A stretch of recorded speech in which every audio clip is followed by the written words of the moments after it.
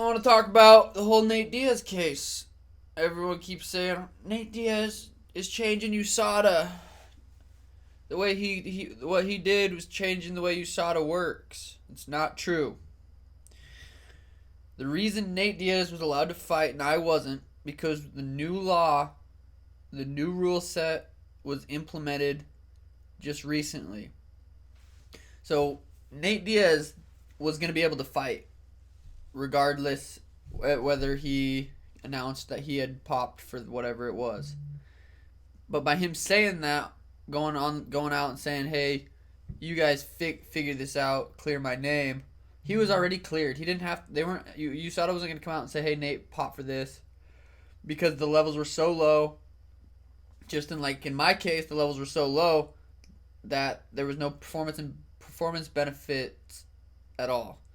So in his case, he got to just fight because the new rule implemented was saying if you test at extremely low levels, and the scientists and the commission and USADA, everyone agrees that there's no performance enhancing benefits, that you're going to be allowed to fight.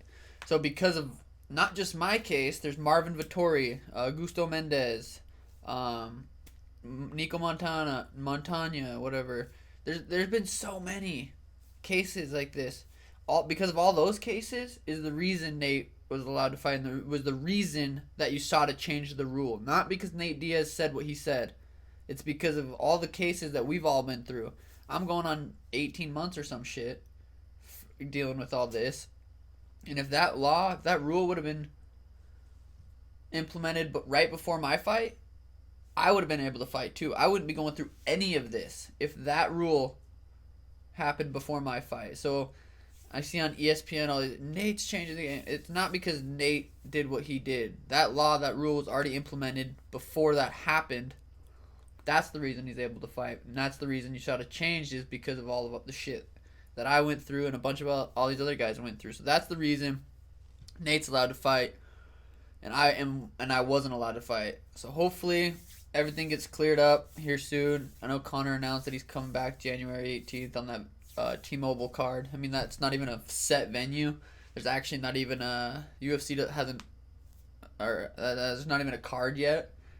Hopefully that happens, and hopefully I can get on it, because like I said, in March it will be 2 years since I've competed, since I've been able to fight, since I've been able to make money.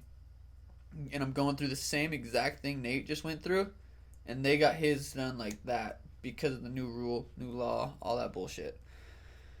So hopefully January 18th, that would be ideal for my comeback, my return. And I just wanted to clear that up.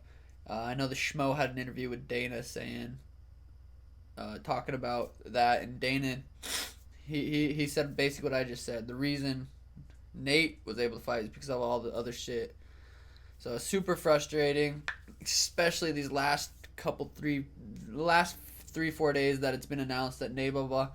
I've been seeing it way more and stuff. So the last few days I've been extremely stressed out and just wanting to figure out this whole deal and when I can be able to fight again. So I'll keep you guys updated, but doses.